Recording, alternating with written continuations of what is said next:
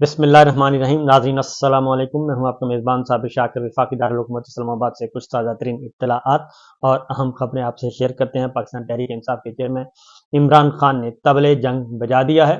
और एक नई कॉल का फैसला किया है और वो नई कॉल ईद के बाद दी जाएगी और भरपूर तैयारियां की जा रही हैं, ज़बरदस्त तैयारियां की जा रही हैं, बज़ाहिर नज़र नहीं आ रही, लेकिन क्योंकि वैसे भी सेंसरशिप आयत है, मीडिया को सख्त तरीन हदायत हैं कि किसी किस्म की कोई एक्टिविटी पाकिस्तान तहरीक इंसाफ की मोबलाइजेशन के बारे में, पॉलिटिकल एक्टिविटी, सियासी सरगर्मियां, कोई बात आपने रिपोर्ट नहीं करनी। अगर रिपोर्ट करेंगे तो उसके जिम्मेदार आप खुद होंगे। लिहाजा उनकी बहुत सारी खबरें आपको मोर देन 95% जो पाकिस्तान तहरीक इंसाफ की एक्टिविटीज़ हैं, सरगर्मियां हैं, वो आपको नज़र नहीं आ रही और बादल नखास्ता सिर्फ वो चंद खबरें जो कि कैपिटल के इर्द गिर्द होती हैं वो आपको नज़र आती हैं। बहरहाल इमरान खान साहब एक भरपूर किस्म की कॉल दे चुके हैं और उसका ऐलान नहीं किया गया, लेकिन उसकी तैयारियां शुरू हो चुकी हैं और ईद के बाद दमादम मस्त कलंदर होगा और पीछे हटने के लिए इमरान खान साहब बिल्कुल तैयार नहीं है। इस सिलसिले में मैं लाइव जो व्लॉग किया है, लाइव सेशन किया है, लाइव स्ट्रीमिंग जाके वहाँ देख लीजिएगा, सुन लीजिएगा। वो तकरीबन 50-55 मिनट का है, सारी तफसीलात आपको वहाँ मिल जाएंगी। अब आगे बढ़ते हैं, क्योंकि पाकिस्तान की सियासत का महबूब मरकज़ सिर्फ और सिर्फ इमरान खान है और बावजूद कोशिश के अभी तक फौजी क़यादत इस सिलसिले में कामयाब नहीं हो सकी और PDM 1 भी आ गई, PDM 2 भी आ गई, दरमियान में काकड़ फार्मूला भी आ गया, लेकिन कोई भी बारावर साबित नहीं हो रहा। और इस सिलसिले में एक पूरा का पूरा एक शरीफ ख़ानदान फॉर्म 47 की हुकूमत सऊदी अरब पहुँच चुकी है और वहाँ पे उन्हें क्या मिलता है, देखते हैं कि क्या कशकोल में क्या डाला जाता है, क्योंकि तो बहुत बड़ी खबरें मौजूद नहीं हैं। एक इत्तला मौजूद है कि अब 25 अरब डॉलर रेकोडिक में 25 अरब डॉलर का मामला चला था कि पाकिस्तान के जो 25 अरब डॉलर के शेयर्स हैं वो सऊदी अरब वसूल करेगा और सऊदी अरब इन्वेस्टमेंट करेगा, लेकिन वो सरमायाकारी से भी अब सऊदी हुकूमत जो फिल वक्त रुक गई है और सिर्फ 1 अरब डॉलर का वादा किया गया है और उसको कैसे आगे बढ़ाया जाएगा इसके बारे में अभी कुछ पता नहीं है। एक इंपॉर्टेंट डेवलपमेंट जो कि हुई है, लाहौर हाई कोर्ट में एक रिपोर्ट सबमिट करवाई गई इमरान खान साहब के बारे में। पहले वो ज़रा सुन लें और उसकी हकीकत भी देख लेंगे कि ये सारे का सारा रिपोर्ट सबमिट करवा के पब्लिक की गई है, तमाम स्टेशन पे पब्लिक कर दी गई है और मीडिया को दी गई है ताकि वो बताया जा सके कि इमरान खान साहब पे खर्चा कितना आ रहा है। हालांकि ये सारे के सारे मामला उनके अपने हैं। सूरत हाल ये है इमरान खान साहब के बारे में जो उन्होंने कहा 7 सेल्स पर मुश्तमिल सिक्योरिटी वार्ड में रखा गया है। अब अच्छा, इसमें ये बता दूं कि उनको सिर्फ एक सेल में रखा गया है और जो उन तक महदूद है, बाकी सारे सेल, 7 में से 2 सेल इमरान खान के जेर इस्तेमाल हैं और दूसरे बाकी सारे बंद हैं। तो इसका मतलब ये है कि ये 7 सेल नहीं है बल्कि एक ही सेल में उनको रखा हुआ है और एक सेल जो कि उनको कहा गया है उसमें उनकी साइकिल है, ठीक है जी, और इससे ज़्यादा कुछ नहीं है और 5 सेल सिक्योरिटी की वजूहात बिना पर बंद रखे गए हैं। आमतौर पर 7 सेल्स में 35 कैदी रखे जाते हैं, यानी कि वो बताना चाह रहे हैं कि 5 कैदी एक सेल में होते हैं, तो इमरान खान साहब को एक सेल में अकेले को रखा गया है। इन सेल्स के सहन को भी बानी इमरान खान के लिए चहलकदमी के लिए इस्तेमाल करते हैं और ये सहूलत जो है वो जज अबुल हसन जुल्करनैन ने दिलवाई थी और चूंकि इन्होंने बिल्कुल बंद कर दिया था तो वो गए थे, उन्होंने दीवारें तोड़वाई थी और उसके बाद उन्होंने ये काम करवाया था, अदालती हुक्म पे ये हुआ था, वरना इमरान खान साहब के लिए चहलकदमी की भी इजाज़त नहीं थी। और चहलकदमी का मामला मैं बता दूं कि हर कैदी को ये सहूलत हासिल है जेल मैनुअल के मुताबिक, जेल कानून के मुताबिक और जो अक़वाम मुत्तहिदा का कन्वेंशन है कैदियों के हकूक़ के बारे में, उसमें ये प्रोवाइड किया गया है। इमरान खान के सेल तक रसाई बहुत महदूद है और कोई भी शख्स बगैर इजाज़त वहाँ नहीं जा सकता। वो इसलिए नहीं जा सकता कि कोई पैगाम रसानी ना हो जाए और इसलिए उनको अलग थलग रखा गया है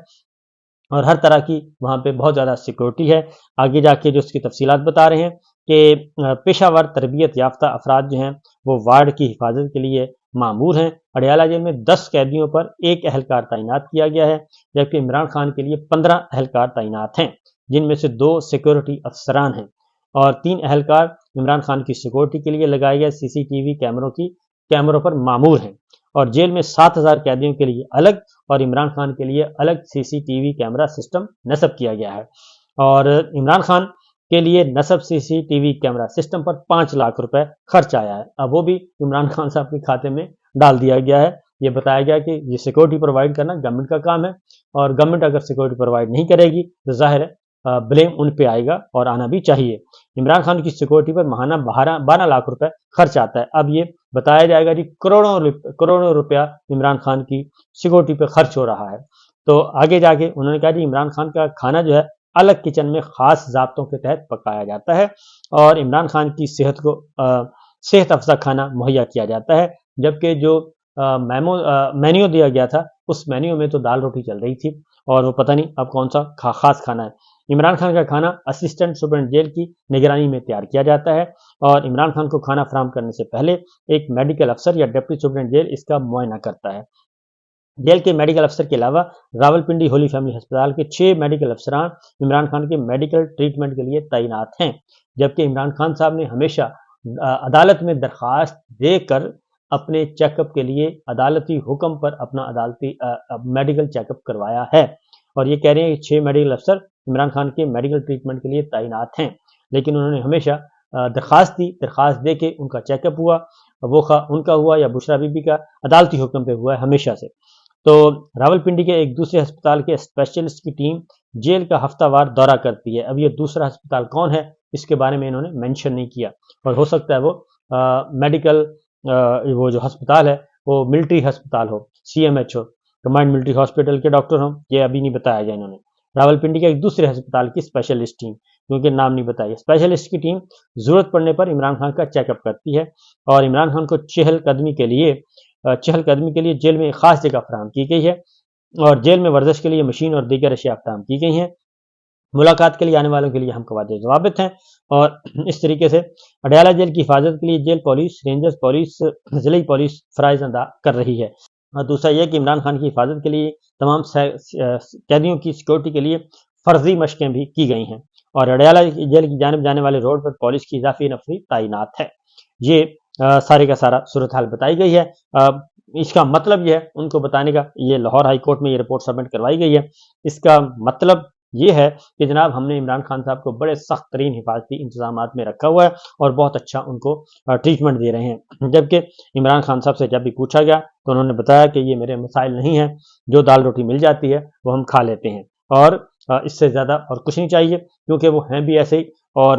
ان کی وہ خوراک جو ہے، خوراک کے معاملے میں وہ بہت زیادہ کوئی وہ نہیں ہے، کھابے شابے کھانے والے نہیں ہیں، وہ ان کی چند پسندیدہ ڈشیں ہیں وہی کھاتے ہیں جی۔ اگلی خبر ہے جی پاکستان تحریک انصاف کے اندر کیا چل رہا ہے، اور پاکستان تحریک انصاف کے اندر کے معاملات یہ ہیں کہ عمران خان صاحب نے ایک پولیٹیکل کمیٹی تشکیل دے دی ہے، اور پولیٹیکل کمیٹی کے چیئرمین ہیں عمر ایوب خان صاحب ہوں گے جی، اور بیرسٹر گوہر علی خان اس کے ممبر ہیں، سینیٹر شبلی فراز ہیں، علی امین خان گنڈا پور اس کے ممبر ہیں، اسد کیسر صاحب ہیں، شاہ فرمان ہیں، اور خالد خورشید CM گلگت بلتستان سابق وہ موجود ہیں جی۔ اسی طریقے سے سینیٹر اون عباس بپی ہیں، رؤف حسن ہیں، حماد اظہر، میاں اسلم اقبال، عاطف خان، اور حافظ فرحت، اور شیر افضل مروت۔ یہ 14 رکنی کمیٹی پہلے اناؤنس کی گئی تھی، اور اس میں آپ دیکھ رہے ہیں کہ یہاں پہ خیبر پختونخوا کی نمائندگی بھی ہے، اور یہاں پہ خیبر پختونخوا کی ہے، پنجاب کی نمائندگی ہے، بلوچستان کی، گلگت بلتستان کی نمائندگی ہے، اور اس کے ساتھ ساتھ پھر اس میں اضافہ کیا گیا، اور اضافے کے بعد اس میں مزید نام ایڈ کیے گئے، اور وہ بلوچستان سے کیے گئے۔ فردوس شمیم نقوی سندھ سے، ان کو شامل کیا گیا، حلیم عادل شیخ کو شامل کیا گیا، اعظم خان سواتی صاحب، اور سالار خان کاکڑ، اور قاسم خان سوری، لہٰذا یہ بھی ایکٹیو ہو چکے ہیں۔ تو یہ پولیٹیکل کمیٹی تشکیل دے دی گئی ہے، اور اس کے ذمے اب یہ لگایا ہے کہ یہ پولیٹیکل کمیٹی جو ہے اب یہ معاملات دیکھے گی، اور اس سلسلے میں بیرسٹر گوہر نے عمران خان صاحب کی ہدایت پر سینٹ میں اپوزیشن لیڈر کے لیے علی ظفر صاحب کو، اور پارلیمانی لیڈر کے لیے سینیٹر اون عباس بپی، ان کو نامینیٹ کر دیا ہے، ان کا تقرر کر دیا ہے، اور اس لیے اب یہ معاملات اب پارٹی کو ذرا تھوڑا سا ویل آرگنائز کیا جا رہا ہے، اور عمران خان صاحب نے یہ ہدایات دی ہیں۔ اس کے بعد ایک اور فیصلہ کیا ہے عمران خان صاحب کی ہی حکم پر، ہدایت پر، وہ مشاورت کے بعد یہ فیصلہ کیا گیا کہ جیسے ہی پاکستان تحریک انصاف کے انٹرا پارٹی الیکشن جو کہ کروائے جا چکے ہیں، اور اس کا ریکارڈ الیکشن کمیشن کو جمع کروا دیا گیا ہے، وہ جیسے ہی الیکشن کمیشن سرٹیفکیٹ جاری کرے گا اور بلے کا نشان بحال ہوگا تو پاکستان تحریک انصاف کے تمام ارکان جو کہ سنی اتحاد کونسل کے اس وقت اس میں ہے شامل، وہ واپس چلے جائیں گے پاکستان تحریک انصاف، اور پاکستان تحریک انصاف کو دوبارہ جوائن کر لیں گے، اور سنی اتحاد کونسل میں ضم نہ ہونے کا فیصلہ کیا گیا ہے۔ سنی اتحاد کونسل پی ٹی آئی میں اور پی ٹی آئی سنی اتحاد کونسل میں ضم نہیں ہوگی، لہذا پاکستان تحریک انصاف اپنی انڈیپینڈنٹ حیثیت برقرار رکھے گی، اور اس سلسلے میں انتظار کیا جا رہا ہے کہ جماعت یہ تمام کے تمام ارکان پاکستان تحریک انصاف کے ہوں گے، اور پارلیمانی پارٹی ان کی الگ ہوگی، اور پارلیمانی نمائندگی بھی اس کے اکارڈنگلی یہ سارے معاملات طے کیے جائیں گے۔ اور صاحبزادہ حامد رضا تحریک انصاف میں شامل ہوں گے یا نہیں، یہ یقیناً ان کی اپنی جماعت ہے، ان کی اپنی شناخت ہے، تو وہ نہیں ہوں گے۔ ایک اور خبر وہ یہ ہے کہ خیبر پختونخوا سے سینٹ انتخابات نہ ہونے کے معاملے پر سنی اتحاد کونسل یعنی کہ پاکستان تحریک انصاف نے الیکشن کمیشن آف پاکستان سے رجوع کر لیا ہے، اور سنی اتحاد کونسل کی جانب سے باقاعدہ درخواست دائر کر دی گئی ہے، اور یہ درخواست کی گئی ہے الیکشن کمیشن سے خیبر پختونخوا میں فوری سینٹ کے انتخابات کرانے کی استدعا کی گئی ہے، کیونکہ سینٹ کے الیکشن جو ہیں وہ خیبر پختونخوا میں نہیں کروائے گئے، اور سنی اتحاد کونسل نے 9 اپریل کو شیڈول چیئرمین سینٹ اور ڈپٹی چیئرمین سینٹ کے انتخابات ملتوی کرنے کی بھی استدعا کی گئی ہے۔ اس کی ریزن یہ ہے کہ ابھی تک خیبر پختونخوا میں سینٹ کا الیکشن نہیں ہوا، اور الیکشن کمیشن بڑی پھرتیاں دکھا رہا ہے، اور وہ اس نے چیئرمین سینٹ اور ڈپٹی چیئرمین سینٹ کے الیکشن کا بھی اعلان کر دیا، اناؤنس کر دیا، شیڈول اناؤنس کر دیا کہ وہ 9 اپریل کو ہوں گے۔ ابھی خیبر پختونخوا میں سینٹ کا الیکشن نہیں ہوا، اس لیے یہ حامد خان صاحب نے پیٹیشن دائر کی ہے، اور اس پیٹیشن کا مقصد یہی ہے کہ پہلے سینٹ کے الیکشن خیبر پختونخوا کے ہوں، وہاں سے تقریباً 11 ارکان نے آنا ہے، 11 سینیٹرز نے آنا ہے، اور ایک صوبے کی نمائندگی کے بغیر، سینٹ تو ہے ہی فیڈرل یونٹ ہے، ایک وفاق کی علامت ہے، اور وفاق کی علامت جو نمائندگی کرتا ہے اس میں برابر نمائندگی ہے، چاروں صوبوں کو سینٹ میں برابر نمائندگی ہے، کیونکہ قومی اسمبلی میں تو آبادی کے حساب سے نمائندگی ہے، سینٹ میں تو برابر نمائندگی ہے، تو اس میں ایک صوبہ کی نمائندگی ہی نہیں ہے، اور اس نمائندگی کے بغیر آپ چیئرمین اور سینٹ ڈپٹی چیئرمین کا الیکشن کروا رہے ہیں، تو اس لیے یہ ویسے ہی درست نہیں ہے۔ ایک تو سینٹ کا الیکشن خیبر پختونخوا میں روکا گیا، دوسرا اس کے بغیر آپ آگے بڑھ رہے ہیں، تو لہٰذا اس کے لیے بھی کہا گیا کہ ایک تو سینٹ کا الیکشن کروایا جائے، دوسرا چیئرمین اور ڈپٹی چیئرمین سینٹ کا الیکشن روکا جائے 9 تاریخ کو۔ الیکشن کمیشن خیبر پختونخوا کی 11 سیٹوں پر سینٹ الیکشن کا اعلان کرے، اور تاکہ سب کو یہ الیکٹورل کالج جو ہے وہ مکمل ہو سکے۔ ابھی تو الیکٹورل کالج مکمل ہی نہیں ہے، 25%، ایک کوارٹر جو ہے وہ باہر بیٹھا ہے اور اس کی نمائندگی نہیں ہے، لہٰذا یہ بھی ایک امپورٹنٹ ڈیولپمنٹ ہوئی ہے جی۔ ایک اور خبر ہے، اور وہ ہے القادر ٹرسٹ میں۔ القادر ٹرسٹ میں ایک امپورٹنٹ ڈیولپمنٹ، اور وہ ہے کہ ایک سرکاری گواہ نے حق میں بیان دے دیا ہے، عمران خان صاحب کے حق میں گواہی دے دی ہے، اور بیرسٹر گوہر نے یہ بتایا کہ القادر ٹرسٹ میں یہ ڈیولپمنٹ ہوئی ہے کہ جو زمین خریدی گئی القادر یونیورسٹی کے لیے، اس کا نیب کے گواہ نے خود عدالت کو بتایا کہ زمین کی خریداری کا سارا ریکارڈ موجود ہے، اور وہ اپنے وعدہ معاف گواہوں کے خلاف کیس دائر، عمران خان صاحب نے اسی لیے کہا ہے کہ وہ اپنے وعدہ معاف گواہوں کے خلاف کیس دائر کریں گے، اور اس کی وجہ یہ ہے کہ جھوٹی گواہیاں دی گئیں، اور جھوٹی گواہیاں دے کے عمران خان صاحب کو ایک بدنام کرنے کی کوشش کی گئی، اور دوسرا ان کو جیل میں ڈالنا مقصود تھا۔ ایک اور خبر، وفاقی نظامت تعلیمات کے زیر انتظام سرکاری اسکولوں میں ڈانس ایجوکیشن حکم نامہ واپس لے لیا ہے، اور وفاقی نظامت تعلیمات کو غیر سرکاری تنظیم یونیسکو کہنے پر ڈانس مقابلے کروانے کا نوٹیفیکیشن جاری کیا تھا۔ اس پہ کافی تنقید ہوئی سوشل میڈیا پہ، اور اس کے بارے میں کہا گیا کہ جناب یہ کس چکر میں آپ یہ کام کروا رہے ہیں، کیونکہ یہ ایک انٹرنل ہوتا ہے، ایک حکمن کروانا ہوتا ہے، ایک بچیوں کا اپنا کھیل تماشا ہوتا ہے، وہ تو ٹھیک ہے، لیکن یہ حکم جو دیا گیا ہے کہ بنایا بھی جائے، ڈانس بھی کروایا جائے، اور اس کی ویڈیوز جو ہیں وہ سوشل میڈیا پر شیئر کی جائیں، تو اس پہ کافی تنقید ہو رہی تھی، لہٰذا وزارت تعلیم نے ڈانس ایجوکیشن کا نوٹیفیکیشن منسوخ کر دیا ہے۔ اجازت دیجیے، اللہ حافظ۔